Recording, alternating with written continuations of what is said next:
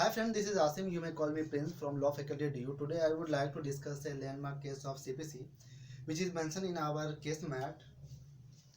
Jai Ram Manohar Lal versus National Building Material supply company है। ये 1969 का ये केस है और ये जो केस है वो अमेंडमेंट ऑफ प्लेडिंग पे बेस्ड है, जो ऑर्डर 6 रूल 17 में है सीपीसी के।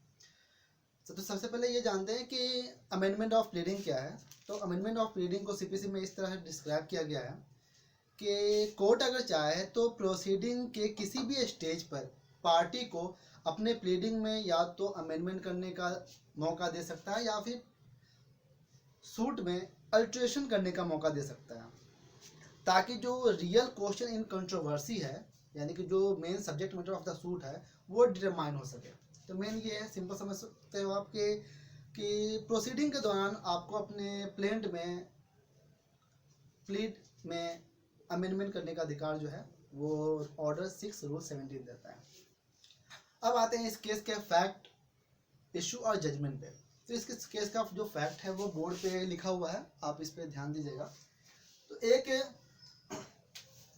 मनोहर लाल होता है जो जय राम का बेटा होता है, वो एक सूट फाइल करता है डिफेंडेंट कंपनी के अगेंस्ट में। कंपनी का नाम है national building material supply company.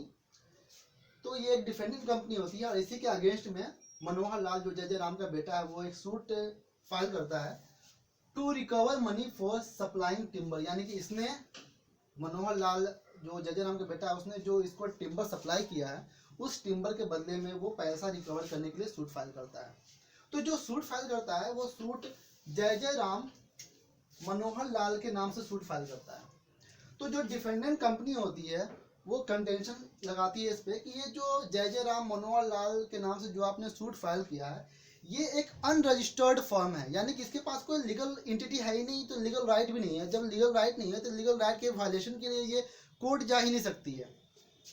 तो फिर ये क्या करता है, अपने सूट में अमेंडमेंट ऑफ प्लीडिंग डालता है कि हम अपने सूट में अमेंड करना चाहते हैं, और इस टाइटल के जगह पे वह डालता है मनोहर लाल प्रोप्राइटर ऑफ जय राम मनोहर लाल। यानी कि पहले था जय राम मनोहर लाल, जब इसने कंटेंशन डाल दिया कि ये एक अनरजिस्टर्ड फॉर्म है तो उसने इसका नाम ही चेंज करने के लिए प्लीडिंग डाल दिया मनोहर लाल प्रोप्राइटर ऑफ जय राम मनोहर लाल। तो जब इसने ये अपना नाम, सूट का नाम चेंज कर दिया, तो जो लोअर कोर्ट है उसने इसको ग्रांट कर दिया, यानी कि अमेंडमेंट ऑफ प्लीडिंग को ग्रांट कर दिया। लेकिन जब हाई कोर्ट में इसने अपील किया तो हाई कोर्ट में अपील करने के बाद हाई कोर्ट में फिर से इसके अगेंस्ट में कंटेंशन जो है वो डिफेंडेंट डालता है कि ये जो है वो एक नॉन एग्जिस्टिंग पर्सन है, यानी कि ये जो नाम है मनोहर लाल प्रोप्राइटर ऑफ जय राम, तो ये कोई एग्जिस्टिंग पर्सनालिटी तो है ही नहीं। तो फिर इसके नाम से आप प्ली में अमेंडमेंट कैसे कर सकते हो।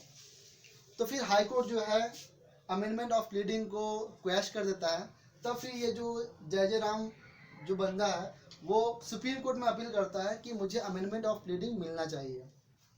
तो सुप्रीम कोर्ट का जो है ऑब्जर्वेशन और डिसीजन देखते हैं। सुप्रीम कोर्ट कहती है कि a party can not be refuse just relief because of some mistake और नेग्लिजेंस।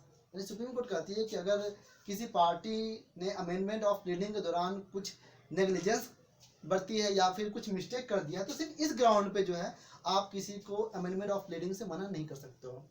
दूसरा कहता है सुप्रीम कोर्ट कि in general way amendment of pleading सबको ग्रांट करना चाहिए, लेकिन कुछ कंडीशन है जिसमें अमेंडमेंट ऑफ प्लीडिंग ग्रांट नहीं किया जा सकता है।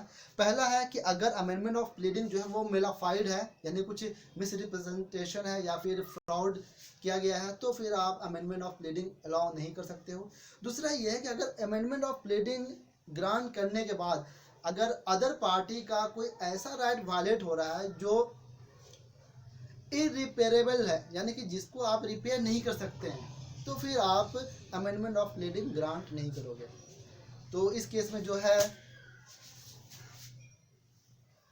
मनोहर लाल जो सन ऑफ जय राम होते हैं उनके अपील को सुप्रीम कोर्ट अलाउ करता है और अमेंडमेंट ऑफ प्लीडिंग को अलाउ करते हुए इसी नाम से केस आगे बढ़ाता है, यानी कि जय राम मनोहर लाल, जो फाइनली इस केस का नाम ही बन जाता है Jai Ram Manohar Lal versus national building material supply company 1969।